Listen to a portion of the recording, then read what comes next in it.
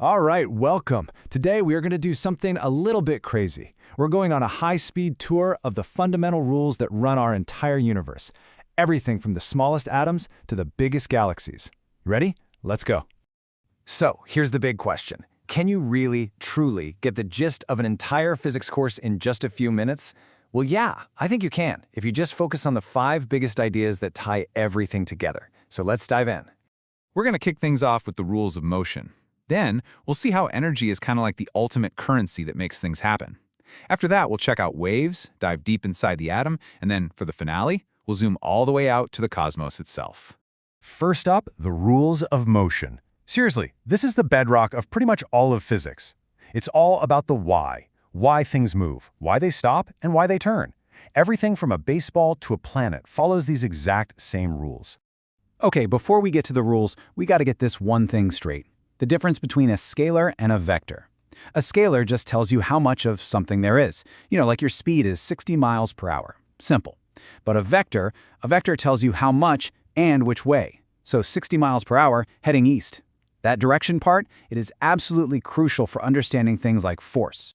And that brings us to the big 3, the absolute classics from Isaac Newton. Law number 1 is basically that things are lazy. They'll just keep doing whatever they're already doing unless you push or pull on them.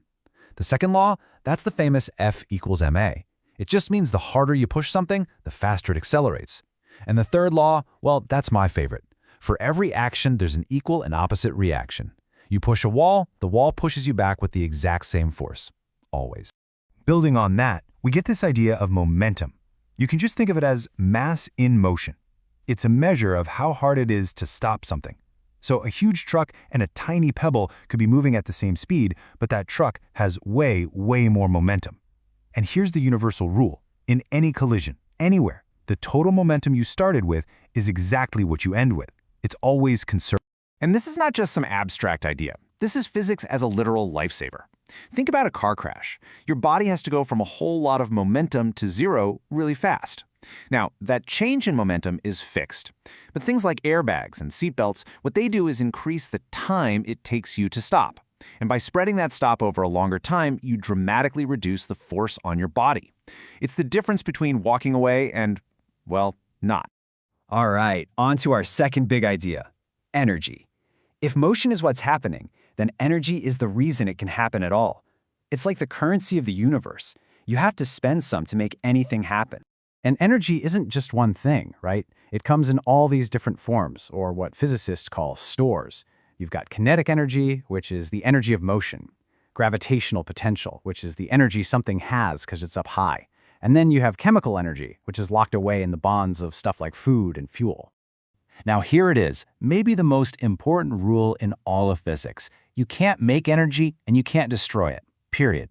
All you can do is move it around from one store to another.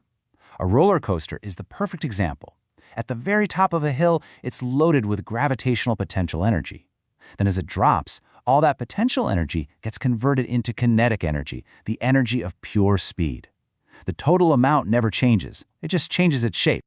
So, if energy is the currency that powers everything, how does it get from point A to point B? Well, the main way is through our third topic, waves. A wave is basically just a disturbance that carries energy through space without actually moving stuff along with it. And waves basically come in 2 main flavors. You've got transverse waves, like a wave on a rope or a light wave. They wiggle up and down while the energy moves forward. And then you have longitudinal waves, like sound. Those are more like a series of pushes or compressions that travel in the same direction as the energy. Visible light is just one tiny sliver of this huge family of waves called the electromagnetic spectrum. It's this whole range, from low-energy radio waves all the way up to super high-energy gamma rays. And as you go up the spectrum, the waves get shorter and they carry way more punch. That's exactly why UV light from the sun can give you a sunburn, but the radio waves carrying your favorite station pass right through you harmlessly. And this wave behavior leads to one of the absolute coolest tricks in physics, total internal reflection. If you get it just right, when light is traveling through something dense like glass, it can hit the edge at an angle, and instead of escaping, it just pounces perfectly off the inside wall. This is the magic behind fiber optics. We can bounce laser light down a tiny glass thread for miles, carrying all the data that makes up the internet. It's incredible. Okay, so we've looked at how things move and how energy gets around. Now, for our fourth section, we're going to zoom all the way in. Let's go micro and look at what everything is actually made of. The atom. You know, our idea of what an atom looks like didn't just pop into existence. It was this amazing detective story. First, we thought it was just this blob of positive stuff with little negative electrons stuck in it, kind of like a plum pudding. Then, Rutherford discovered a tiny, dense core, the nucleus. After that, Bohr figured out the electrons were in specific orbits or shells. And finally, Chadwick found the neutron, completing the picture we still use today. But here's the thing. Sometimes that nucleus is unstable, and to become stable, it has to spit out particles and energy. We call that radioactive decay. There are three main types. You've got alpha particles, which are big and chunky and could be stopped by a piece of paper. Then there's beta particles, which are just super fast electrons. They can be stopped by a sheet of aluminum. And finally, you have gamma rays, pure, high-energy waves that need thick lead to even slow them down. What is just amazing about all this decay is how predictable it is. We have this thing called a half-life. It's the amount of time it takes for exactly half of a pile of radioactive atoms to decay. And that time is constant. It doesn't matter if you have a mountain of it or just a handful of atoms. It's like a perfect cosmic clock that we can use for everything from dating fossils to medical treatments. Okay, time for our final section. Let's take everything we've talked about, motion, energy, atoms, and apply it to the biggest possible stage there is, the universe itself. At the heart of stars and galaxies, there are these two incredibly powerful nuclear processes. First, there's fission.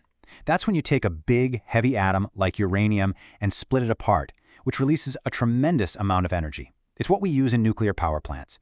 Fusion is the exact opposite. You take two really light atoms, like hydrogen, and you smash them together to make a heavier one. That also releases an insane amount of energy, and it's what powers our sun. But you know, when we look out at the light from those distant stars and galaxies, we notice something weird. The light isn't quite the color it's supposed to be. It's almost like the light waves have been stretched out as they traveled across space, shifting them toward the red end of the spectrum. And that red shift tells us something absolutely profound. It's like the sound of an ambulance siren changing pitch as it drives away from you. This shift in light means those galaxies are all moving away from us. And the crazier part? The farther away they are, the faster they're moving away. This can only mean one thing. The entire universe, the very fabric of space itself, is expanding. So just think about that for a second. If everything is expanding, what happens if we run the movie of the universe backwards? Well, everything, every galaxy, every star, every single atom, it all rushes back together until it converges on a single, unbelievably hot and dense point. And that right there, that is the single greatest piece of evidence we have for the Big Bang. So there you have it. From the simple rules of motion all the way to the birth of the entire universe, it's all connected by just a few beautiful, elegant ideas. Which kind of leaves us with one last massive question, right? If we can see the echoes of how it all began, what does physics tell us its end might look like? Well, that's a question for another time. Thanks so much for joining me.